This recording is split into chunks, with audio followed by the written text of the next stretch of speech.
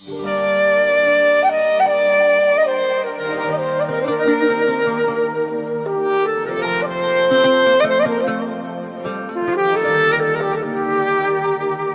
من فرق میکنه چون شنیدم اسم تو، دلم نرم شد توی خیمه شما، مثل مادر پدرم سرم گرم شد. من یه نقاشی کشیدم کلی حرف تو دلش، تو هم آیندم و با سر انگشتت بکش، یه جوری که بچه قصه شهید شاخره.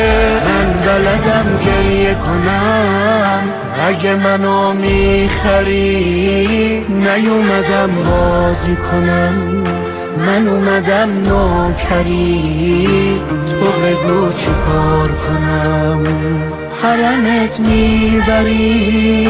من بلدم گریه کنم اگه منو میخری، نیومدم بازی کنم من اومدم نوکری، تو بگو چی کار کنم حرمت میبری.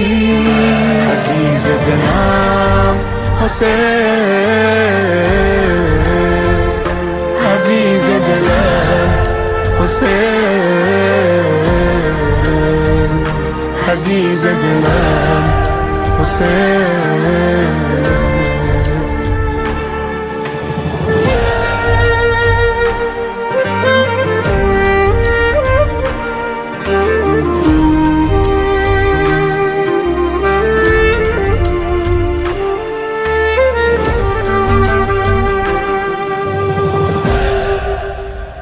شهر ما فرق میکنه چون محرما برات، سیاه پوشه بوری و سماوره، خونمون تو روزه تو می جوشه.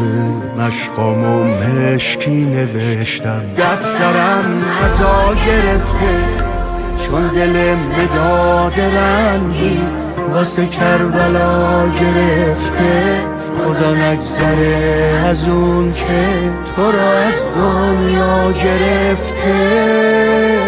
من بلدم گریه کنم اگه منو میخری، نیومدم بازی کنم من اومدم نوکری، تو بگو چی کار کنم حرمت میبری.